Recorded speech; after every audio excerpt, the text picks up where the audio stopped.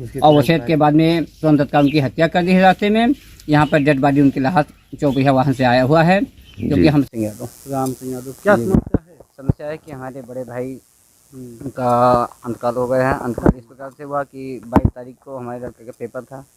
मैं पेपर दिलाने चला गया नंदवाल लखरवा, और वहाँ मैं पेपर दिला रहा था। लाहौर भाई हमारे पेपर दिलाने के पेपर था सानिया इंटर कॉलेज वजीरगंज में, वो पेपर दिलाने वहाँ चले गए थे।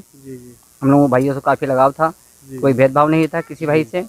और उसी बीच में भाई हमारे यहाँ दूसरे के यहाँ बैठे हुए थे, जिसका नाम है बिरजलाल भाई, हमारे बहने हैं वो, उन्हीं के परिवार में गांव के रिश्तेदार हैं वो, जिनके यहाँ बैठे हैं। तबीयत उनकी बिल्कुल स्वास्थ्य ठीक था। हमारे एक मेहमान आए थे, जिन्होंने उनके पिताजी आए हैं, उनको बुला लेकर गए हैं। बिरहा सुनने, बिरहा सुनी या ना सुनी, जो गए हैं वो वहाँ तक मुलाकात करके आए हैं। तो जो घटना हुई है उसके बारे में आप बताइए। बारे में ये कहना चाहते हैं भैया कि हमारे भाई को जाना नहीं चाहते थे, जबरिया उनको लेकर गए यहाँ से कंधई लाल और उनके लड़का मुलायम सिंह यादव, जबरिया बैठा करके यहाँ से मोटरसाइकिल से बिठा करके ले गए। वो मना कर रहे थे, हाथ जोड़ रहे, भैया हमारी तबीयत ठीक है, हम कहीं नहीं जाएंगे।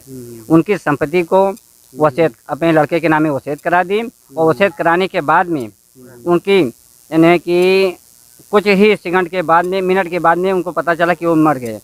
तो हमारे पास ना उनको फ़ोन उन्होंने नहीं किया, हमारे भाई काम तक पास फ़ोन नहीं किया, हमारे भतीज हमारे भौजाई जो हैं उनके पास, मैंने परिवार में किसी के पास फ़ोन नहीं आया। शाम को 4, साढ़े 4-5 बजे के आसपास में रामदीन यादव हमारे भतीजे हैं गांव के, उन्होंने फ़ोन किया। कहें काका आप कहाँ पे हो? हमने कहा कि हम तो इस स्कूल के पास खड़े हैं। कहें कहाँ पे? तुम का नंदवाल में है इस समय। तो कहें इनकी आपके बड़े भाई ख़त्म हो गए हैं भगवती दादा। तुम कहा अरे राम राम कैसे? तो कहीं मलखान उनके लेके गए हैं, ट्यूमर के जांच करावे, कहीं ट्यूमर के जांच करावे लेके गए हैं, और वहीं पर वो खत्म हुए हैं। तुम का असलम मेरे हैं? तो कहीं नहीं, वहाँ से आते समय बरभा पुल के ऊपर उनका जो है मृत हो गई है। हम कहा चलो ठीक है। तो वहाँ पर जैसे कि कैसे सुविधा का है, तो कहीं वहाँ से गाड़ी बुक करा के घिसका लाए हैं। हम कहा ठीक है लाए हैं। तो कहीं मिट्टी दिलवा दिए, तो हम कहा नहीं मिट्टी अभी नहीं दी है, कहीं लकड़ी मोल मंगवा के जलवा दिए, तो हम कहा नहीं अभी नहीं जल रही हैं। हम वहाँ से जब स्कूल छुट्टी 5:30 बजे, भैया 5:15 बजे रहा है, लेकिन 15 मिनट लेट में स्कूल छुट्टी। वहाँ से चले तो गाड़ी कम चलाई पे थे, हम नौसिखिया आदमी हैं।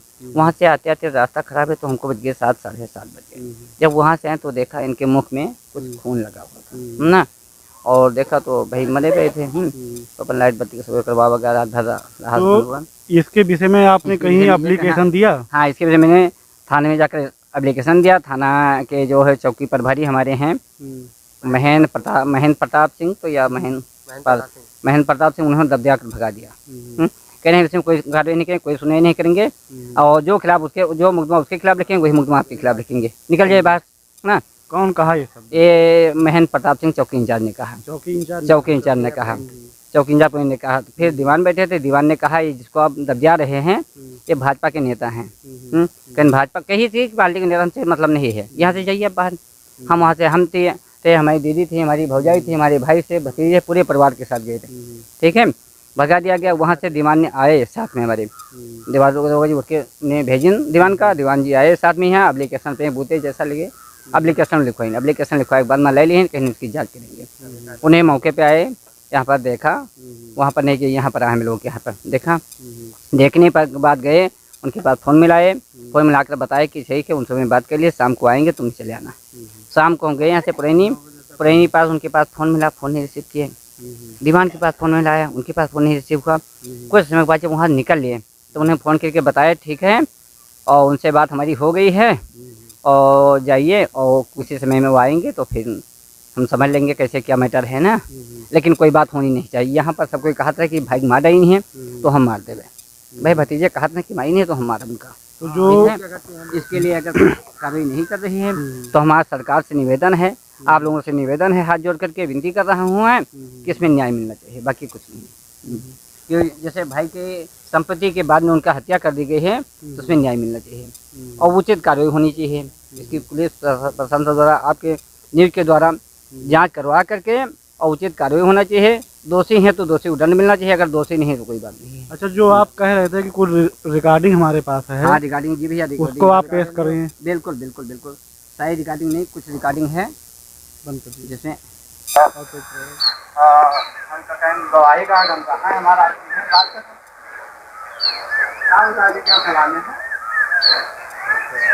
कहीं 20-2200 रुपया 2500 पाली हुई उनका कदा नहीं तो बनाना हम कर लेते बात से का कहीं बनावा लेकिन उनका हाँ ठीक है हाँ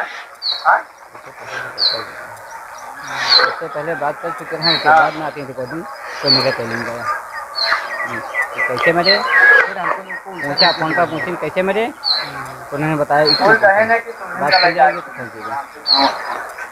सब चीज उनका करेंगे।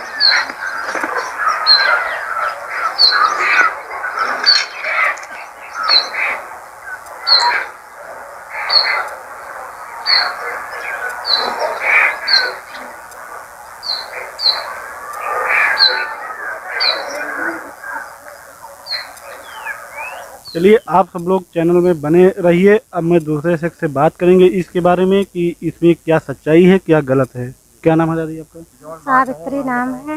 क्या समस्या है? समस्या है कि हमारे जेठ हैं बड़े रहे तो वही जात नहीं रहे, दूसरे के यहाँ बैठे रहे तो जात नहीं रहा। तो हम कहा तबीयत ठीक है तो कहना आप तबीयत ठीक है तो हम कहा तबीयत ठीक है तो मैंने आज कहूँ दवाई नहीं चले गए पेपर दवा लड़का के तो हम कहा जैसे लड़का पेपर दवावे चले गए तो आज को तुमका लेके गए तो कहीं कि नहीं मलखान कहीं नहीं चलो दादा चलो तो हम कहा कि कहाँ ले जी उनका अकेले अब गिर पड़ी हैं तो कहीं कि नहीं आ जाए। हम कहीं नहीं आज तबीयत ठीक है तो जबरदस्ती उनका खटिया पर से उठाए दी कहीं चलो गाड़ी बैठो तो वो जब अलग खटिया पर से उठे तो आए गाड़ी नहीं बैठे फिर भुइया में बैठे बस फिर डांटे कहीं चलो दादा बैठो खटिया पर ऊपर बैठो गाड़ी पर अपने भूत गाड़ी पर जाके बैठे जबरदस्ती। जब गाड़ी पर बैठ गए तो हम कहा गिर पड़ी हैं जैसे कमजोर रहा तो हमका गिर पड़ी है तो हम उनके पिताजी खड़े रहे तो हमका ऊपर बैठ जाओ पकड़ लियो उनका तो पकड़ लिए। उसके बाद में हम अपने यहाँ घर पर फोन थोड़ी घंटा में यहाँ गाँव में यहाँ आवा कि खत्म हो गए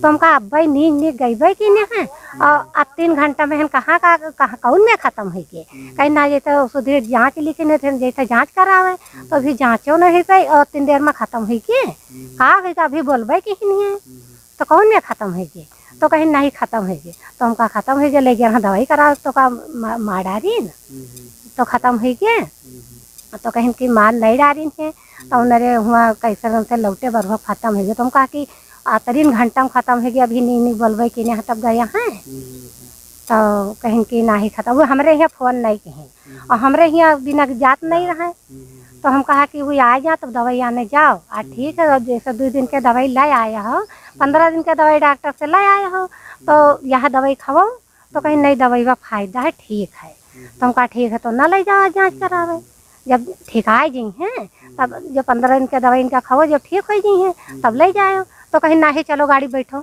जबरदस्ती गाड़ी बैठा ली और डांटे उनका कहीं बैठो गाड़ी पर। तो आप शासन से प्रशासन से क्या कहना चाहती हो? यूँ कहते चाहते हैं कि जैसा हमका दियत रहे तो हम नहीं लेने तो तुम जबरदस्ती काहे लिखा ली हो। हम कहा कि तो हम कहा कि जब लाए ही तो हमका अब्बा 3 घंटा में खत्म हो गए और ना हमारे को मुकदमा लिखा जाता ना हमारे को यहाँ को सुनवाई हुआ था ना थाने में ना कहूँ जहाँ तो कहूँ को सुनवाई नहीं है। तो यह हमारा समस्या है कि जो कि वो किहन हुए तो सामने आवे और उनका जायजा न दी जाए।